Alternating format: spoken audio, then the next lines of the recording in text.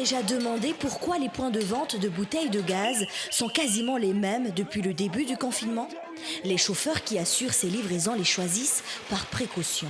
Ils m'ont fait part de leur crainte de livrer certains quartiers et ils préfèrent livrer donc des endroits où c'est plus sûr, où déjà aussi le commerçant ou la station-service prend du gaz.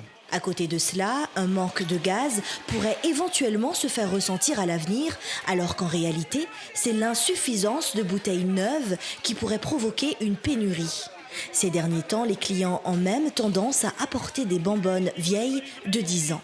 Ce sont des bouteilles qui n'ont pas circulé depuis quelques années et qui vont risquer de me poser problème. Car quand les bouteilles descendent, elles sont contrôlées à la SARA et toute bouteille qui a plus de 10 ans est mise de côté pour être rééprouvée. Donc on risque d'avoir des problèmes de roulement de bouteilles. Cette situation ne date pas d'hier. Cette crise sanitaire ne fait que l'accentuer. Quand on a à peu près 800 bouteilles qui sont bloquées à la SARA et qui ne peuvent pas tourner, c'est 800 bouteilles en moins.